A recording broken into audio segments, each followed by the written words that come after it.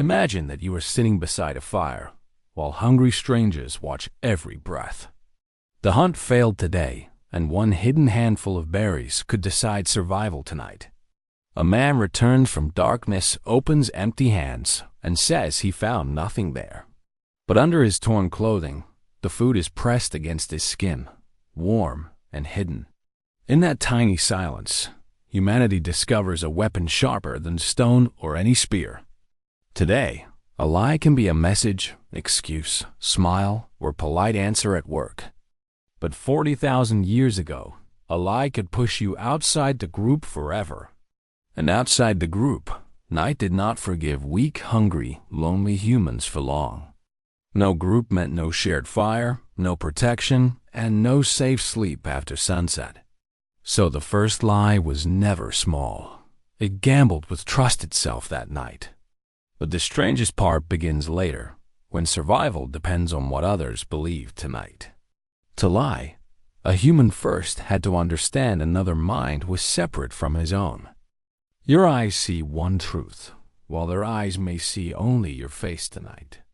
That gap between minds became a hiding place bigger than any cave in darkness. A berry could be hidden under cloth, but truth could be hidden inside language. This was not a spear, yet it could wound an entire tribe from within. Picture a child watching an older hunter near the smoke and bones after hunting. The hunter slides marrow behind a rock, then looks calm again beside the fire. The child asks if food remains because his stomach has been twisting all day.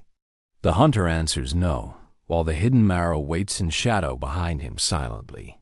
And here, everything becomes frightening because a friendly face can hide danger beside the fire. Nothing explodes, nobody screams, but the human world quietly cracks open that evening forever. Now eyes can look honest, while hands have already betrayed someone in secret nearby. Now a calm voice can cover hunger, fear, theft, and selfishness all at once. Before this, people read animal tracks, broken branches, and blood on grass after rain. After this, they had to read pauses, smiles, breathing, and blinking eyes around fires. Trust was not kindness. Trust was the ancient security system keeping everyone alive nightly. You trusted someone to wake you when predators moved between trees near the camp. You trusted hunters not to run when tusks charged toward the group through dust. You trusted elders to remember which berries killed and which berries saved hungry children. But this is only half the story, because some lies protected life itself too. Imagine a mother hiding her baby when enemy footsteps approach the shelter at night. Strangers ask where her people went, and she points toward empty rocks far away. That is a lie, but that lie buys a child another morning of life. A hunter may pretend to limp, drawing an animal closer to waiting spears nearby. Deception feeds the hungry, protects the weak, and confuses the violent when strength fails. So the first lie may not have been evil in its beginning at all. It may have been fear wearing the mask of a sentence beside firelight that night. It may have been hunger, protection, panic, or desperate love trying to survive longer. Humanity did not lie because it became broken, but because imagination grew powerful inside. Now imagine the worst possible moment. Everyone learns lies can exist inside words now. One person hides better, so another person must notice faster before damage spreads far. One makes his voice calmer, while another listens carefully for breath between each word. One covers footprints, while another studies dirt like a confession left behind in dust. One invents a story, while another searches for the missing piece inside it patiently. This ancient race made humans sharper, colder, kinder, and more suspicious around each other. Animals showed teeth before attacking, but humans could smile before betrayal beside the fire. A wolf growled when angry, but a person could speak softly while planning harm. And this changed everything, because the tribe became both shelter and danger at once.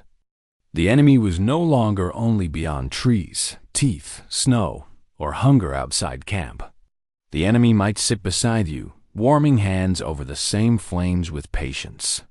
He might share your language, your stories, your laughter, and hide the truth inside. But if lies were dangerous, why did every group not destroy liars immediately forever? Because the same skill that steals can also protect and heal when mercy matters. You hide fear from a child, so the child keeps walking through the night. You hide pain from an enemy, so weakness does not invite attack too soon. You hide a plan so another group cannot steal tomorrow's hunt before sunrise again. Lying became intelligence's shadow, following language, memory, planning, and imagination into human life forever. The more humans could think, the more truth they could hide from one another. But then comes the part almost nobody talks about.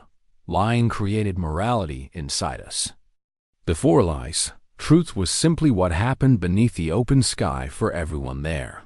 After lies, truth became a choice held behind the teeth before being spoken aloud. You could confess, protect, betray, comfort, steal, or save someone with the same mouth. A lie could become poison or become a blanket over fear for someone small. Here is the real climax of the story. Conscience begins after deception enters human life. Not as a law, but as a question burning in darkness inside the liar.